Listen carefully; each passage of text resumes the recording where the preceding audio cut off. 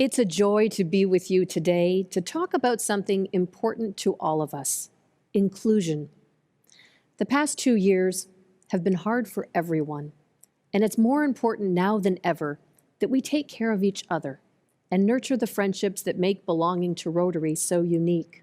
What would happen if we demonstrated true inclusion by acknowledging how difficult the past years have been and asking how we, your Rotary community, can help? Together, as leaders, we've taken steps to strengthen our commitment to diversity, equity, and inclusion, and this is an important step for our organization. Today, I want us to address how we can make Rotary a more welcoming place for our current and for our future members. We are all the faces and the voices of Rotary.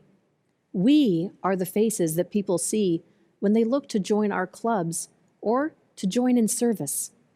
If they see the commitment in our actions, it strengthens our entire organization.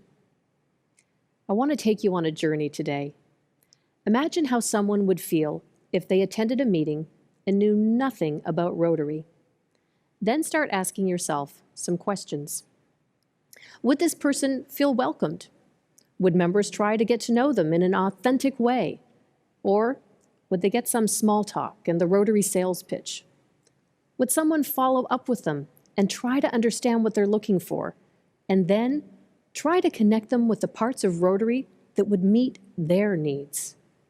Would they see themselves reflected in our clubs and recognize others that shared their backgrounds and experiences?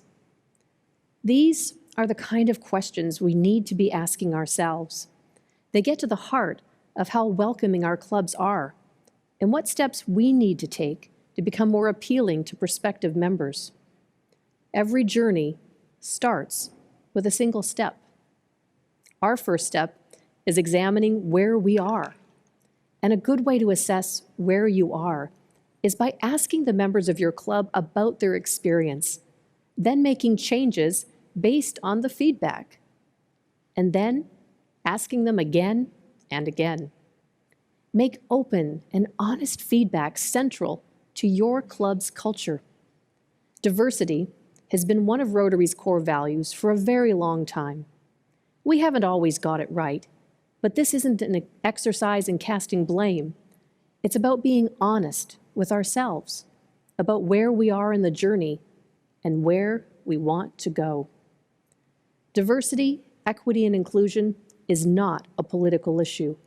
We all have the right to be treated with dignity and respect, and we all have the right to equal opportunities for fellowship and service, and to be given the same platforms for our voices to be heard. It's important to recognize and understand that we're all at different stages of this journey and our understanding of DEI.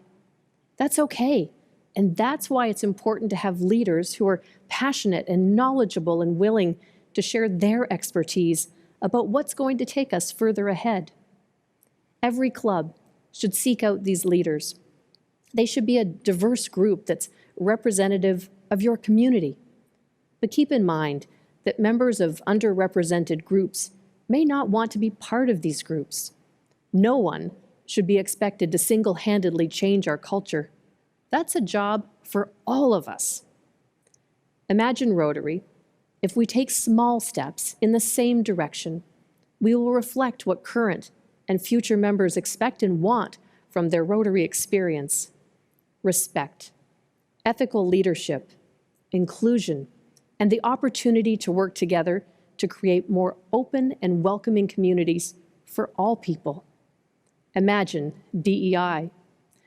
During the 2022-23 Rotary year, I call on all of us to increase our understanding of DEI and share our knowledge with our families, peers, and community.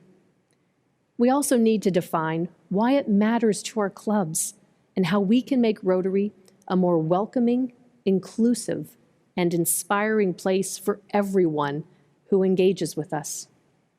And lastly, we need to take action in ourselves, in our communities, and in our clubs. I'm so excited to see the ways that we can all live up to our renewed commitment to diversity, equity, and inclusion. Today, I thank you for your leadership.